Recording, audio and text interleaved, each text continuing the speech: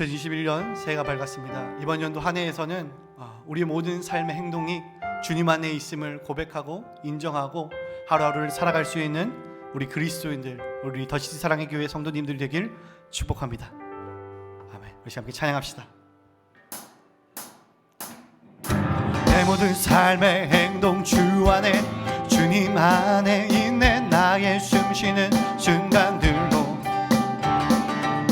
내 모든 삶의 걸음 주 안에, 내 길도 주 안에, 나의 숨쉬는 순간들도 싱일 라라라라라 라라라라라라 라라라라라라 내 모든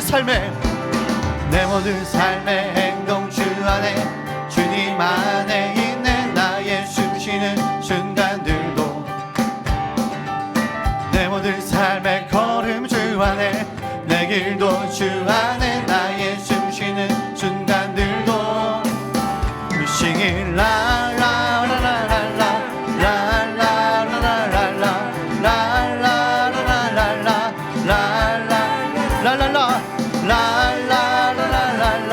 라라라라라라 라라라라라라 내 모든 삶의 행동 주 안에, 주님 안에 있네. 나의 숨쉬는 순간들도 내 모든 삶의 걸음 주 안에, 내 길도 주 안에, 나의 숨쉬는 순간들도 싱이 라라라라라 라라라라라라 라라라라라라 라라라라 라라라라라라 라라라라라라 자비와 은혜의 물결, 자비와 은혜의 물결, 어디서나 주 얼굴 보내. 주 사랑 날 붙드네. 오 놀라운 주님의 사랑.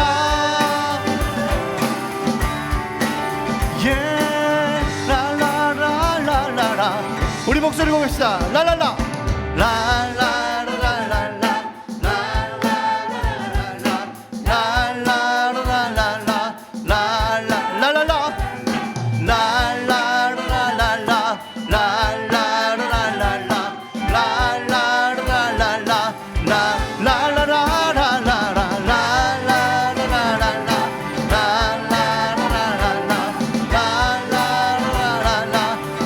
라라라라라라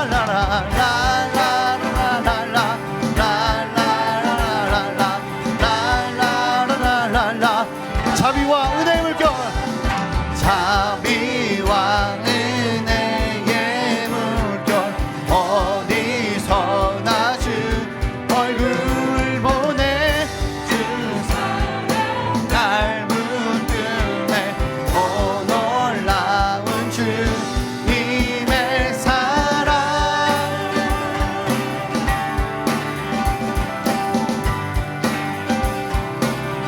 승리하였네, 승리하였네. 어린 양의 보혈로, 우린 보혈의 능력으로 서리라. 승리하였네, 어린 양의 보혈로, 주 내게 승리 주셔. 승리하였네, 승리하였네. 어린 양의 보혈로, 우린 보혈의 능력으로 서리라. 승리하였네, 어린 양의 보혈로, 주 내게 승리하였네, 승리하였네. 어린 양의 보혈로, 우린 보혈의 능력으로 서리라. 승리하였네, 어린 양의 보혈로, 주 내게 승리 주셨네. 우리에게 승리를 주신 주님, 오늘도 주님만 찬양합니다. 아멘.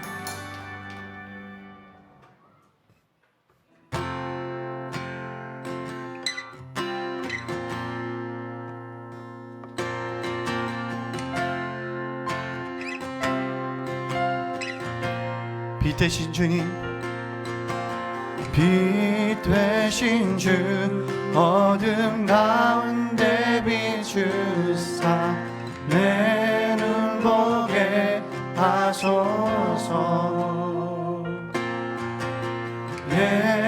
예배하는 선한 마음 주시고 산 소망이 되시네.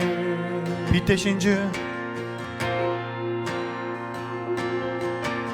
빛 되신 주 어둠 가운데 내 눈 보게 하소서. 내 눈 보게 하소서. 예배하는 선한 마음 주시고 산 소망이 되시네. 나 주를 경배하리 엎드려 절하며 고백해 주 나의 하나님. 사랑스런 주님 존귀한 예수님 아름답고 놀라우신 주. 우리 2절 고백합시다. 만유의 주 만유의 주 높임을 받으소서. 영광 중에 계시 겸손하게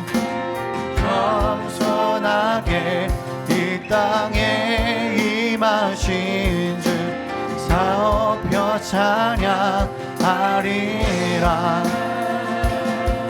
나 주를 경배하리 엎드려 절하며 고백해 주 나의 하나님. 사랑스러운 주님 존귀한 예수님 아름답고 놀라. 나 주를 경배요 나 주를 경배하리 엎드려 절하며 고백해 주 나의 하나님. 사랑스러운 주님 존귀한 예수님 아름답고 놀라. 다 할 수 없네 다 할 수 없네 주의 은혜 내 죄 위한 주신. 다 할 수 없네요 다 할 수 없네 주의 은혜 내 죄 위한 주신. 다 할 수 없네 할 수 없네 주의 은혜 내 죄 위한.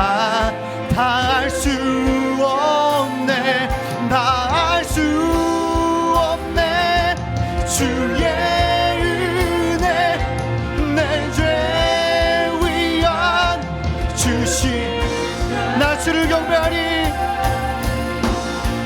나 주를 경배하리 엎드려 절하며 고백해 주 나의 하나님.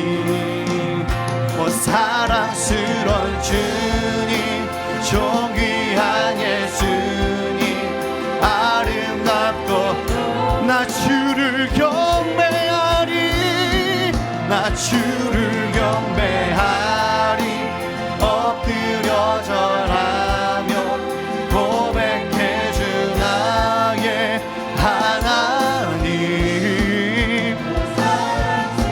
주님 존귀한 예수님 아름답고 놀라우신 주. 우리 함께 기도하며 나갑시다. 우리는 송구영신 예배를 통해서 올 한 해를 어떻게 살아야 될지 우리가 주님의 음성을 들었습니다. 사회가 점점 살기 어려워지고 사람들은 불안해지는 이때에 우리에게 꼭 하나 필요한 존재가 있다면 그것은 다른 게 아니라 바로 목자이신 주님입니다. 여호와는 나의 목자시니 내게 부족함이 없으리로다. 주님 한 분 있으면 부족함이 없는 인생이 바로 성도된 우리의 삶입니다. 자, 근데 그렇게 하기 위해서는 우리는 그 목자 되신 주님을 잘 알아야 합니다. 잘 알아야 돼요. 그분을 참으로 아는 만큼 우리는 믿을 수 있습니다.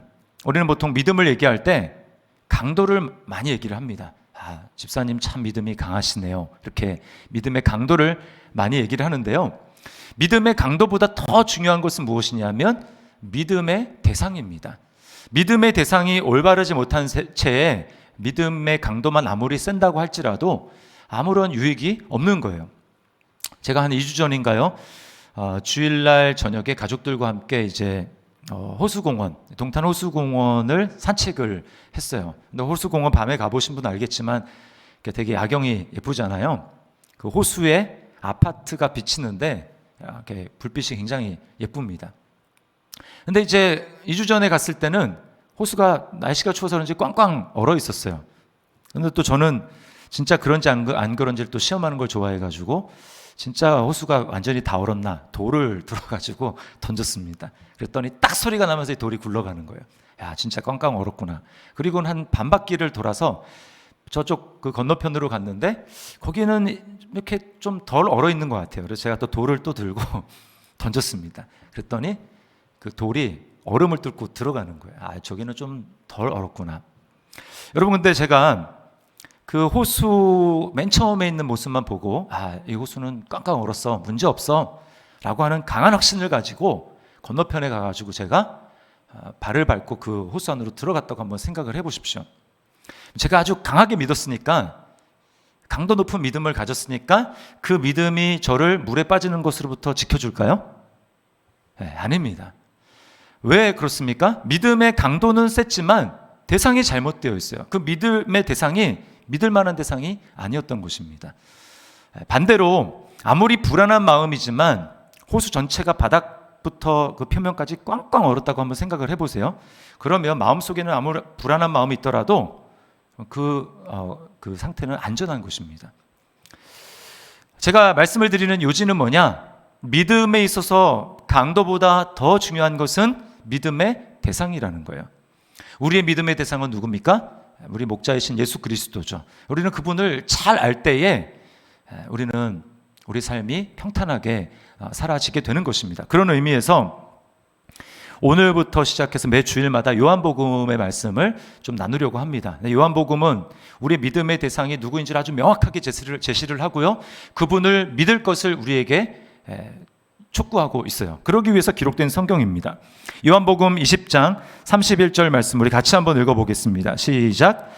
오직 이것을 기록함은 너희로 예수께서 하나님의 아들 그리스도이심을 믿게 하려 하며 또 너희로 믿고 그 이름을 힘입어 생명을 얻게 하려 함이니라. 아멘. 예수님이 누군지 확실하게 알고 그래서 믿어서 생명을 얻을 뿐만 아니라 그 생명을 누리며 살도록 하기 위해서 요한복음이 기록이 됐습니다. 그래서 오늘 첫 시간인데요.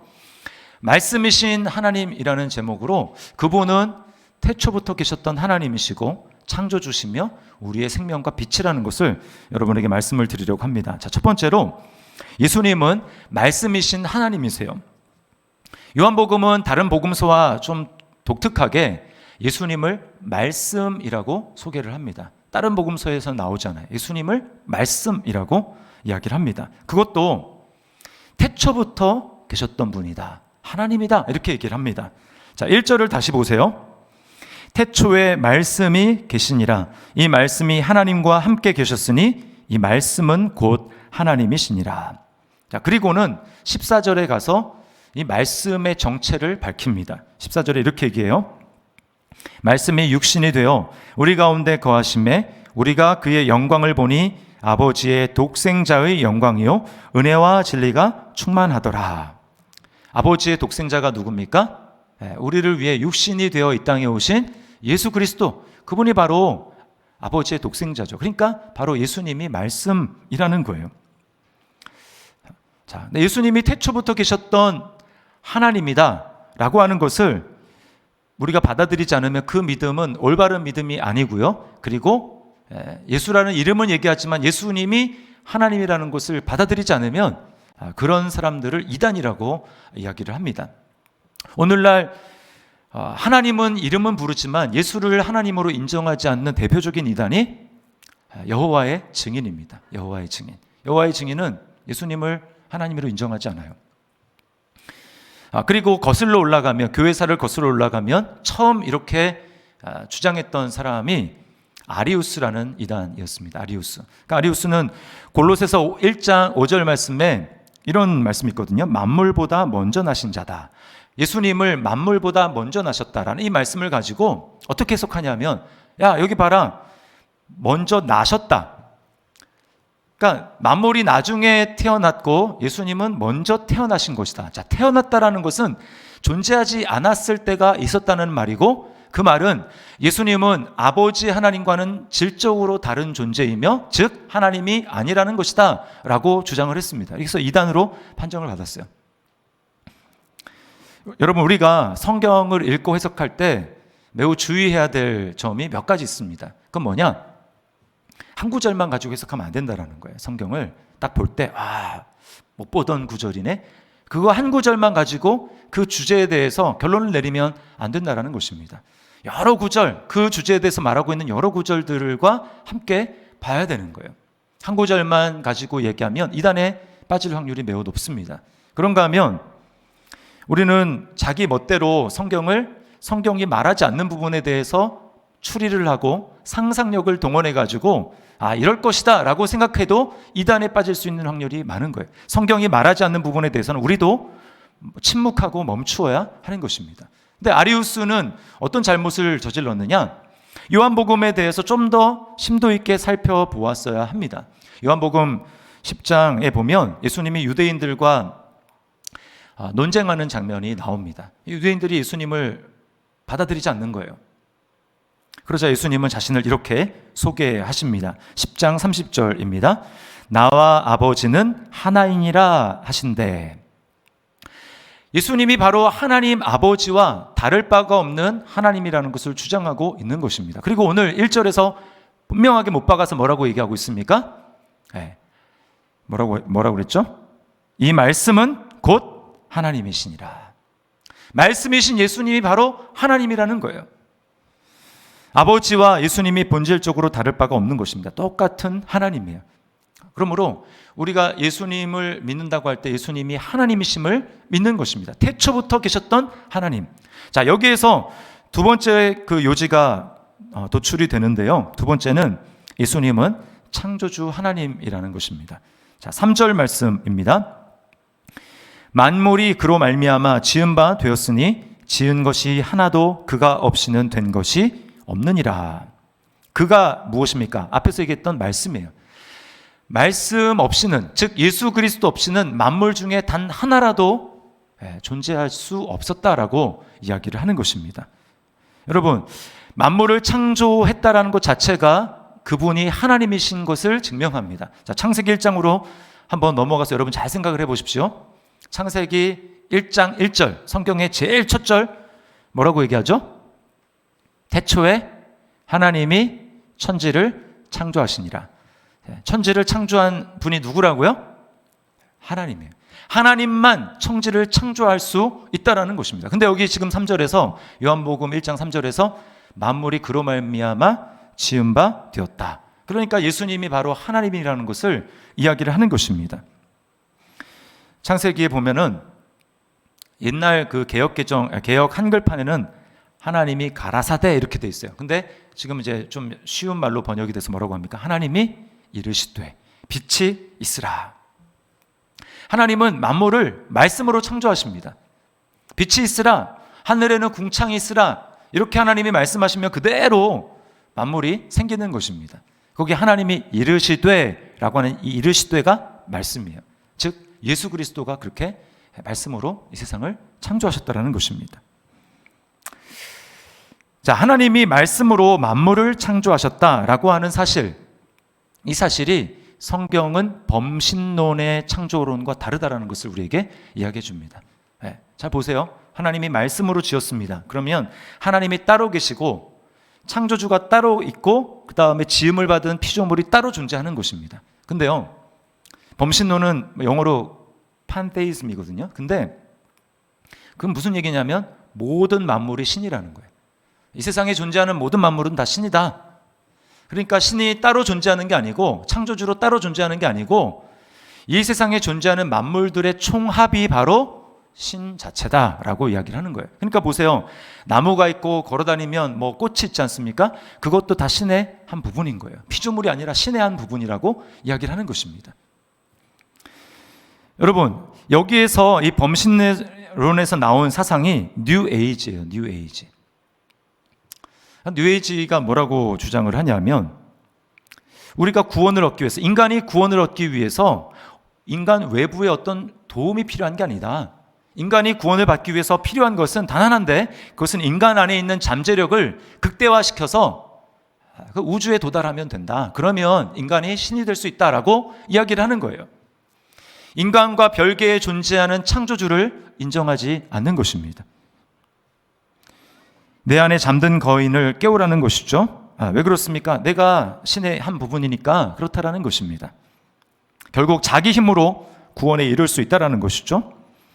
불교의 가르침도 이것과 맞닿아 있습니다. 비슷해요. 불교도 자기 스스로의 노력으로 구원을 받을 수 있다고 하죠. 그렇게 도달한 상태가 무엇입니까? 열반입니다. 열반. 우리 장로님 불교학교 이제 그 불교학교가 아니고 불교 서클 회장이셨는데 잘 아시겠지만 열반. 열반에 도달하기 위해서 어떻게 해야 되느냐? 불교 경전 중에 그 잡아함경이라는 불경이 있는데요. 거기에 연부차가 석가의 제자인 사리불에게 이렇게 묻습니다. 사리불이여, 거듭거듭 수행하면 열반을 얻을 방법이 있습니까? 그러자 사리불이 대답합니다. 있습니다. 그것은 팔정도이니, 즉 바르게 알기, 바르게 사유하기, 바르게 말하기, 바르게 행동하기, 바르게 생활하기, 바르게 노력하기, 바르게 알아차리기, 바르게 집중하기입니다. 이 팔정도를 행하면 구원에 이를 수 있다라는 거예요. 즉 자신 안에 있는 이 잠재력을 극도를 발휘해서 이 팔정도를 수행하면 열반에 이른다, 구원에 이를 수 있다라는 것입니다. 저는 불교가 사람들로 하여금 그 도덕적인 길, 바른 길을 수행하게 만들고, 그래서 우리나라에 그 도덕적인, 윤리적인 그런 부분들을 지켜주고 그런 삶을 살 수 있도록 하는 부분에 있어서 대단히 많은 기여를 한다고 생각합니다. 자, 그러나요, 여러분, 정말 인간이 자신의 힘과 노력으로 구원받을 수 있을까요? 구원 얻을 수 있을까요? 어느 정도 수행해야 열반에 이를 수 있을까요? 어느 정도 해야 충분하다고 말할 수 있을까요? 그리고 8가지 바른 길을 신천한다고 했는데 바르다, 바르지 않다를 판단하는 기준은 과연 어떤 기준입니까? 누가 그것을 판단합니까? 결국 인간이 판단하는 거예요. 인간의 기준은 절대적인 기준이 아닙니다. 절대적인 기준은 인간 밖에서 와야 돼요. 예를 하나 들어보겠습니다. 자, 피아노를 여러분이 이제 친다고 한번 생각을 해보세요. 엘리제를 위하여 그걸 이제 피아노를 칩니다. 자, 그러면 그걸 딱 들었을 때 좀 잘못 치네, 아니면 잘 치네, 이거를 어떤 기준으로 평가하죠? 어떤 기준으로 평가합니까? 악보입니다. 악보. 악보를 딱 보니까 저 사람 잘못 치네, 이걸 아는 거예요. 제가 그 최근에 이제 그 유튜브에서 영상을 봤는데 피아노 교수님입니다. 교수님, 피아니스트가 엘리제를 위해서를 이렇게 치는데 뭐 집에서 우리 아영이가 치는 거랑 다르더라고요. 초보자가 치는 거, 그다음 좀 친다는 사람이 치는 거, 그다음에 피아니스트가 치는 거를 3개를 구분해서 그분이 시연을 해주는 걸 제가 봤습니다. 뭘 보고 평가를 하느냐? 악보를 보고 평가하는 거예요. 여러분, 근데 그 악보는 피아노 건반 안에 있습니까? 아니죠. 피아노 건반에 있는 것도 아니고 피아노를 치는 사람에게도 있는 거 아니고 그 외부에 악보가 있는 것입니다. 그걸 보고 옳다 틀리다 이거를 결정하는 것입니다. 마찬가지입니다. 우리의 삶 또한 무엇으로 바르냐 바르지 않느냐를 결정하는가? 그것은 우리 안에 있는 내부의 기준으로 되는 것이 아니고 절대자이신 하나님, 그리고 그분의 말씀을 가지고 너의 삶은 잘못됐어, 바르게 살았어, 이것을 하나님이 평가하신다라는 거예요. 왜요? 하나님만이 완전하시고 하나님만이 선한 분이시기 때문에 그렇습니다. 복음서에 보면 어느 날 성공한 한 청년이 예수님을 찾아옵니다. 그리고 예수님에게 이렇게 물어요. 선한 선생님, 내가 어떻게 해야, 내가 무엇을 해야 영생을 얻을 수 있습니까? 이 사람은 매우 진지하고 종교적인 사람이었습니다. 자신의 삶에 대해서 바른 길이 무엇인지를 고민하는 사람이었어요. 그때 예수님 뭐라고 말씀합니까? 내가 어찌하여 나를 선하다고 하느냐? 하나님 한 분 외에는 선한 자가 없느니라 라고 말씀을 합니다. 그 말은 예수님이 자신이 선하지 않다, 예수님이 죄가 있다, 이런 말씀이 아니고 지금 이 청년은 예수님을 사람으로 알고 있습니다. 그냥 선생 중에 뛰어난 사람으로 알고 있어요. 그리고 예수님을 사람으로 알고 선한 선생님이라고 말한 것입니다. 예수님은 그의 의도를 알고 짚어준 거죠. 너 나 사람이라고 생각했지? 그런 의미에서 사람 중에서는 선한 사람은 아무도 없다라고 짚어준 거예요. 사람은 선하지 않다, 다른 말로 하면 무엇입니까? 사람은 바르지 않다라는 거예요. 인간이 가지고 있는 지식은 바르게 알고 있는 것도 있지만 잘못 알고 있는 것도 있습니다. 우리가 내뱉는 말은 바르게 말하는 것도 있지만 잘못 내뱉는 말도 많습니다. 우리 행동도 마찬가지죠. 인간이 스스로 가진 지식은 완전하지 않습니다. 그래서 그 안에서 그걸 가지고 아무리 수행을 하고 노력을 해봤자 그건 완전함에 이를 수가 없는 거예요. 그것으로는 구원받을 수가 없는 것입니다. 세 번째인데요. 그러므로 예수님만이 사람들의 생명과 빛이 되십니다. 자, 4절 말씀 우리 같이 한번 읽어보겠습니다. 시작. 그 안에 생명이 있었으니 이 생명은 사람들의 빛이라. 자연계의 생명은 태양빛에 달려 있습니다. 그렇죠? 태양빛이 비추면 자연계에 생명이 있습니다. 우리 지구가 다 태양의 생명으로 살아가는 거 아닙니까? 태양빛으로. 똑같이 우리 영혼도 마찬가지. 우리 영혼에는 여기 보니까 생명이 있으니 이 생명은 사람들의 빛이라. 좀 누구냐? 예수 그리스도의 빛, 그 빛으로만 진정한 생명을 얻고 살아갈 수 있다는 것입니다. 이것을 지금 비교하고 있는 거예요. 근데 차이가 있습니다. 이 자연적인 이 태양빛과 우리 영혼에 비치는 예수 그리스도의 빛의 차이가 있어요. 뭡니까? 창세기 1장에 보시면 빛이 있으라, 하나님의 빛이 있었어요. 그리고 그 빛이 비칠 때에 만물은 그 안에서 생명을 자연적으로 얻습니다. 근데 우리 영혼에 비치는 예수 그리스도의 빛은 어떻습니까? 오늘 4절 말씀을 보세요. 5절입니다. 5절. 빛이 어두움에 비치되, 자, 그 다음 뭐라고 합니까? 어둠이 깨닫지 못하더라. 여기 차이가 있는 거예요. 자연적이지 않습니다. 뭔가 장애가 있고 뭔가 적극적인 반항이 있다라는 거예요. 반항. 밤에 집에 불을 환하게 켜놓고 여러분 두꺼운 이불을 이렇게 한번 뒤집어 썼다고 생각해 보십시오. 네, 그 안에 빛이 있습니까? 없어요. 밖은 분명히 빛이 비치고 있는데 그 안에 빛이 없어요. 왜 그렇습니까? 내가 의도적으로 빛을 받지 않으려고 뒤집어 쓴 것이죠. 이게 바로 죄입니다.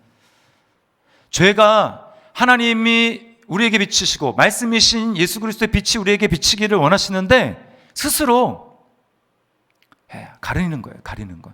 이게 바로 죄 가운데 있는 인간의 상태를 보여주는 것입니다. 아담과 하와를 보세요. 하나님의 말씀을 거부하고 자기가 스스로 빛이 되려고 하니까 스스로 빛을 차단해 버립니다. 아담아, 내가 어디 있느냐? 물으실 때 뭐랍니까? 내가 두려워서 숨었나이다. 그 에덴 동산의 숲을 속에 자기 몸을 숨겼어요. 빛을 스스로 차단한 것입니다. 하나님의 말씀의 빛을 거부하고 나니까 어떻게 됩니까? 말씀의 절대적인 기준을 버리니까 자기가 스스로 만들어내는 그 기준을 빛으로 삼고 살아갈 수밖에 없는 거예요. 여러분, 그러나 그것은 빛이 아니라 여전히 어두움 가운데 있을 뿐인 것입니다. 착각하는 거예요. 나는 진리를 가지고 있어. 나는 빛을 가지고 있어. 나는 남들만큼 보고 살지. 라는 자기 착각과 스스로 위안을 삼을 뿐이지만 여러분, 그 안에는 빛이 없을 뿐더러 그렇게 행동하는 삶은 스스로를 해롭게 합니다. 이렇게 하는 게 이롭겠지. 그렇게 생각하지만 스스로는 자신을 해하고 있는 거예요. 스스로 얽어매고 있다라는 것입니다. 왜요? 영혼의 빛이신 말씀이 없기 때문입니다. 요즘에 이제 그 펜트하우스라는 드라마가 아주 인기를 끌고 있습니다. 시청률을 보니까 20%가 넘어요. 요즘에 20% 넘는 드라마가 쉽지 않은데 20%가 넘습니다. 그 대한민국 최상류층이라고 자부하는 사람들이 커뮤니티를 이루고 고층 아파트에서 살아가요. 제 딸이 이제 뭐 얼마 전부터 뭐 펜트하우스가 재밌다 막 하는데 너는 공부는 안 하고 맨날 그런 건 보냐? 뭐 막장이라고 하던데 그거 보지 마라. 그렇게 얘기를 했는데 제가 이제 그 송구영신 예배를 드리고 다음날 1월 1일이었잖아요. 밥 먹다가 그 봤어요. 그래도 역시 막장이 재밌기는 재밌어요. 그 아파트가 이름이 여러분 되게 상징적입니다. 헤라 팰리스. 헤라가 뭡니까? 제우스의 부인이잖아요. 제우스의 부인, 여신, 최고의 여신. 뭐예요? 그 아파트에서 고층 아파트에 살아간다는 것 자체가 마치 내가 신이 되어서 모든 사람들을 내 발밑에 두고 자기가 마치 지배하는 것처럼 그런 기분을 가지고 살아가는 것이죠. 남부럽지 않은 재산을 가지고 있습니다. 사회적인 지위가 있습니다. 그런데도 거기 살아가는 사람들이 만족이 없어요. 어떻게든 나의 성공, 나의 이 영향력을 유지하고 아니면 좀 더 얻어볼까? 쉼없이 그렇게 애쓰며 살아갑니다. 거기에 그 헤라 팰리스를 설계하고 그 커뮤니티를 이룬 핵심 인물이 주 단테라는 그 회장인데요. 실패를 모르고 성공을 해온 사람입니다. 그런데 이제 자기의 삶 가운데 이제 뜻하지 않은 위기를 만났어요. 그 위기 앞에서 이렇게 혼잣말을 합니다. 아무도 내 삶에 흠집을 낼 수 없어. 내 삶은 완벽해야 돼. 이렇게 이야기를 합니다. 여러분 근데 그 삶이 전혀 완벽하지 않아요. 그 아파트에 살고 있는 유부녀와 바람이 이렇게 불륜을 하게 되고요. 그리고 자기의 이제 자녀들이 최고급 명문 예술고등학교를 다니는데요. 그 성악을 이제 전공을 하는데 그 예술고등학교에 시험을 봅니다. 거기서 이제 뭐 5등 안에 들어야 서울 음대 거기를 들어간대요. 그래서 그것을 위해서 자신의 힘을 이용해서 시험 답안을 빼돌려서 그 아이들에게 줍니다. 그럼 이거 외우라고. 말도 안 되는 이야기죠. 그리고 과외 선생을 자신의 이 불륜 사실을 알고 있다라는 이유로 그 과외 선생을 죽이고 사체를 유기하는 범죄를 저지르게 됩니다.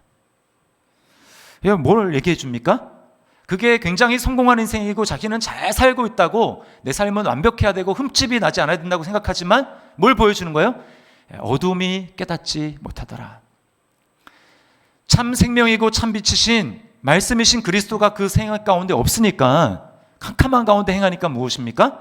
잘못을 저지르면서도 내 삶은 완벽하고 나는 아무 문제가 없다고 생각하는 것입니다. 깨닫지 못하는 것이죠. 여러분 핵심은 성공과 영향력 있는 지위 그리고 많은 재산이 잘못되었다라고 이야기하는 게 아닙니다. 그게 잘못은 아니죠. 무엇이 문제입니까? 말씀의 빛 가운데 자신이 무엇을 하며 살아가고 있는지 모른다라는 데 문제가 있는 것입니다. 여러분 이제 우리가 새해가 밝지 않았습니까? 2021년 새해가 밝았는데 여러분은 새해에 어떤 소망과 어떤 목표와 여러분의 삶이 어떤 방향으로 가기를 원하십니까? 여러분은 영혼의 생명인 그리스도를 소유하며 그 밝은 빛 가운데 지금 걸어가고 있습니까? 제가 그 드라마를 보면서 몇 년 전에 나온 그 박진영 씨의 하프타임이라는 그 가요 곡이 생각이 났어요. 거기에 하프타임이라는 게 뭐예요? 인생의 전반전과 후반전, 그 딱 하프타임을 돌아보는 거예요. 쉬면서. 정말 전반전은 성공을 위해서 내다른 그런 인생이었다고 이야기를 합니다. 이렇게 고백해요. 정말 열심히 살고 싶었어. 돈과 인기를 얻으면 예쁘고 멋진 여자도 얻고 하고 싶은 일만 고르면 그것만 하고 살 수 있으면 성공인 줄 알았어. 근데 어느 순간 자신의 삶이 어리석었다라는 것을 깨닫습니다. 뭔가 빛이 들어오기 시작한 거예요. 창조주에게서 벗어난 자신의 생명은 의미도 없고 그리고 잘못된 삶이라는 것을 깨달은 것입니다. 그래서 이렇게 그 노래의 후반부에 보면 이렇게 고백합니다. 갤럭시를 똑바로 쓰려면 삼성에게 물어보고 아이폰을 똑바로 쓰려면 애플에게 물어보듯이 인생을 똑바로 살려면 인간 만든 사람을 찾아 세상을 똑바로 살려면 세상 만든 사람을 찾아 물어보는 게 당연한 이치인데 그동안 내가 뭘 안다고 떠들어댔는지 부끄러워. 기나긴 역사의 한 점도 안 되는 내가, 이 넓은 우주에 한 먼지도 안 되는 내가 이 모든 걸 만든 사람에게 찾아가 물어보지도 않고 내 조그만 뇌로 선과 악, 정의와 불의를 단정하고 큰 소리로 떠든다는 게 얼마나 교만한 일인지, 내 자신을 믿고 살다가 얼마나 초라해질는지 지금이라도 알아서 정말 다행이야. 지금이라도 알아서 정말 다행이야. 여러분은 어떻습니까? 정말 나는 지금이라도 알아서 정말 다행이야 이렇게 고백합니까? 여러분은 정말 생명이신 예수님을 소유하고 그 밝은 빛 가운데 나의 삶을 보면서 그렇게 걸어가고 있습니까? 여러분, 진짜 생명이 무엇입니까? 진짜 우리 영혼의 빛이 누구십니까? 그것은 바로 말씀이신 예수 그리스도십니다. 그분이 우리 영혼 가운데 환하게 비추고 우리 영혼은 그분으로 인해서 빛나야 하는 거예요. 사도행전에 보면 어둠 가운데 있다가 빛을 본 한 사람의 이야기가 나옵니다. 이 사람은 자신의 행위로 구원을 받아보려고 했어요. 스스로 대단한 자부심을 가지고 있었습니다. 나는 율법의 기준으로 완전하다, 완벽하다 그렇게 스스로 자부했습니다. 그런데 그 사람이 부활하신 그리스도를 빛으로 만났어요. 눈이 멀어버립니다. 근데 눈이 멀어버렸는데 영혼의 눈은 떠졌어요. 예수 그리스도가 빛이니까, 예수님을 만나니까 영혼의 눈이 떠졌습니다. 비로소 자신이 얼마나 가증스럽고 위선적인 죄인인지를 깨닫게 됩니다. 내가 완벽하다고 자부했는데 나의 노력으로 구원받을 수 있는 게 아니구나 라고 하는 것을 깨달았어요. 이 사람이 누굽니까? 바울이죠. 바울이 로마서 7장 14절 15절에 이렇게 이야기합니다. 세 번역으로 제가 읽어드릴게요. 나는 육정의 매인 존재로서 죄 아래에 팔린 몸입니다. 나는 내가 하는 일을 도무지 알 수 없습니다. 내가 해야겠다고 생각하는 일은 하지 않고 도리어 해서는 안 되겠다고 생각하는 일을 하고 있으니 말입니다. 19절이요. 나는 내가 원하는 선한 일은 하지 않고 도리어 원하지 않는 악한 일을 합니다. 24절. 나는 비참한 사람입니다. 누가 이 죽음의 몸에서 나를 건져 주겠습니까? 정직한 고백이죠. 내가 좀 선한 일을 해보려고 하는데 마음뿐이지 안 되더라는 것입니다. 저건 악한 일이니까 하지 말아야지 하는데 그것도 안 되더라는 것입니다. 나는 정말 할 수 없구나. 이 죽음의 몸, 사망의 몸에서 누가 나를 건져줄 수 있을까? 25절 이렇게 그 다음 절입니다. 우리 주 예수 그리스도를 통하여 나를 건져주신 하나님께 감사를 드립니다. 할렐루야. 나에게는 소망이 없구나. 나는 죄인이구나. 내 힘으로는 구원받을 수 없구나. 열반에 이를 수 없구나. 그 깨닫고 빛이신 주님을 만나보니까 예수님이 생명이었어요. 예수님이 빛이었어요. 나를 건져주실 분은 말씀이신 하나님이신 그 예수님이구나 라고 하는 것을 그가 깨달은 것입니다. 그래서 예수님을 소유하게 됐어요. 빛이신 예수님을 만나게 된 것입니다. 그 영혼에서 빛이신 예수님이 비치기 시작한 거예요. 여러분, 예수님은 우리의 생명입니다. 예수님은 우리 영혼의 유일한 빛이십니다. 여러분 믿습니까? 그걸 정말 인정한다면, 믿는다면 우리가 올해 결심해야 될 게 한 가지 있습니다. 정말 믿기 때문에, 그분이 그런 분이라는 걸 믿는다면 우리가 작정하고 결심하고 실행해야 될 것이 있어요. 그게 뭐냐? 날마다 빛이신 예수님이 내 영혼 가운데 비치도록 하는 것입니다. 태양을 오랫동안 보지 않으면 문제가 생깁니다. 그렇죠? 비타민 D가 이 태양 빛을 쏘이는 데서 생기지 않습니까? 비타민 D를 받지 않으면 몸이 이렇게 꼽추죠. 이렇게 구부러집니다. 뼈가 약해지고요. 그리고 우울증에 정서적인 문제가 생기게 되는 거죠. 우울증에 빠집니다. 똑같이 예수님을 믿기는 믿지만 매일매일 예수 그리스도의 그 빛이 내 영혼 가운데 비치지 않는다면 여러분 그 사람은 문제가 있습니다. 그냥 구원 얻을지 모르지만 삶 가운데는 기력이 없을 것입니다. 생명이 빛이 드러나지 않을 것입니다. 늘 낙심하고 우울함 가운데 있을 것입니다. 항상 기뻐하라고 했는데 기쁨이 없을 것입니다. 평안함이 있을 것이라고 했는데 평안함이 없을 것입니다. 왜요? 영혼의 햇빛을 내가 받지 않으니까. 예수님을 믿어도 그 영생이 무엇인지 누리지 못하는 거예요. 그럼 어떻게 우리가 예수 그리스도의 그 영혼의 빛을 날마다 쏘일 수 있을까요? 그 영혼의 빛을 받을 수 있을까요? 방법은 한 가지입니다. 우리에게 기록된 하나님의 계신 이 말씀을 통해서 예수님을 만나는 거예요. 여러분 성경을 왜 봅니까? 성경 왜 봐요? 1년에 한 번씩 성경 읽으라고 하니까, 연초니까, 계획했으니까 그래서 성경 읽습니까? 아니죠. 물론 그렇게 해서라도 안 읽는 것보다 낫습니다. 그러나 성경 읽는 이유는 딱 한 가지예요. 뭐예요? 예수님 만나려고, 우리가 은혜를 받으려고, 그 영혼의 햇볕을 우리가 받으려고 성경을 읽는 것입니다. 예수님도 그렇게 말씀하셨어요. 요한복음 5장 39절 말씀 우리 같이 한번 읽어보겠습니다. 시작.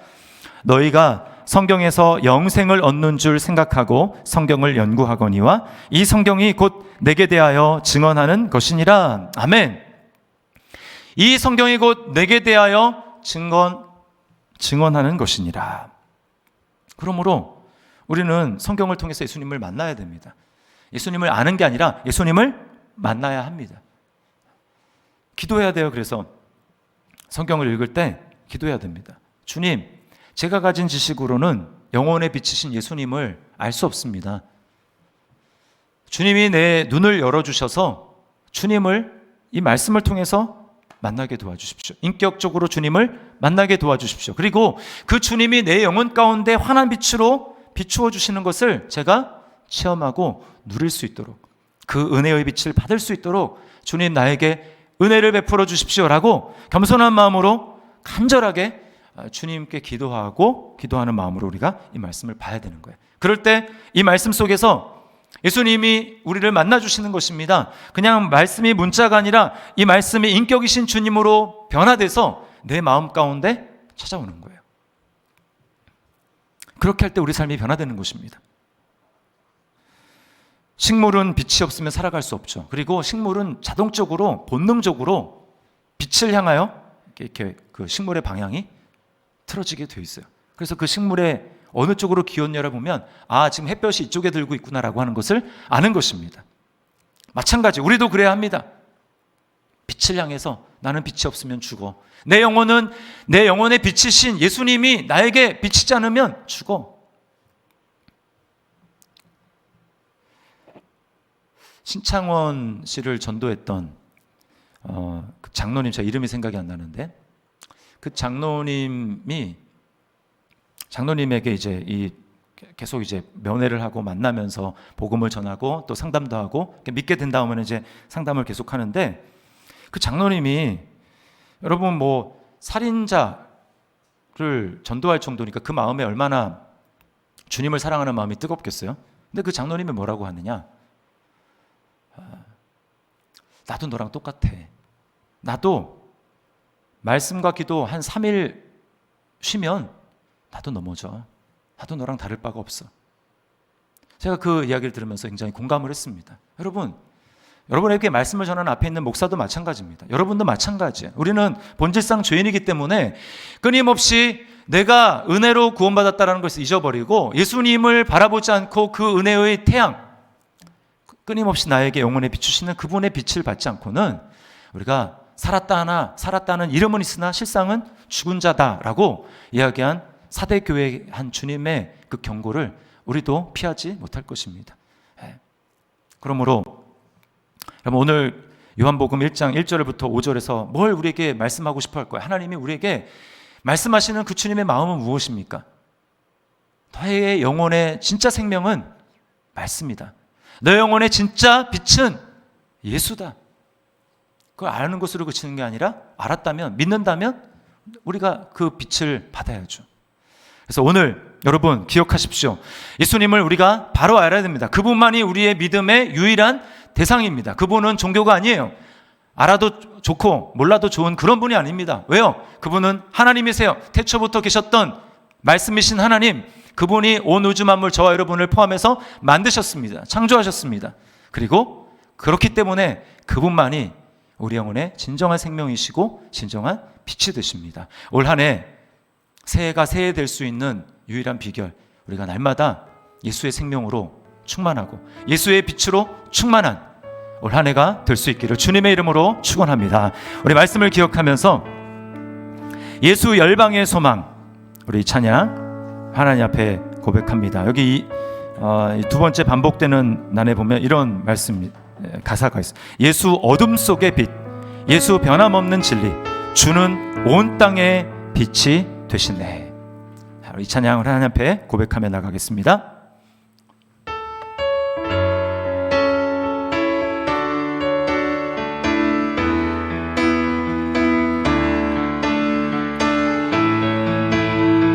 예수 열방의 소망, 예수 열방의 소망, 예수 우리의 위로자, 주는 온 땅의 영원한 소망. 예수 어둠 속의 빛, 예수 어둠 속의 빛, 예수 변함없는 진리, 주는 온 땅의 빛이 되시니. 아멘. 우리 위해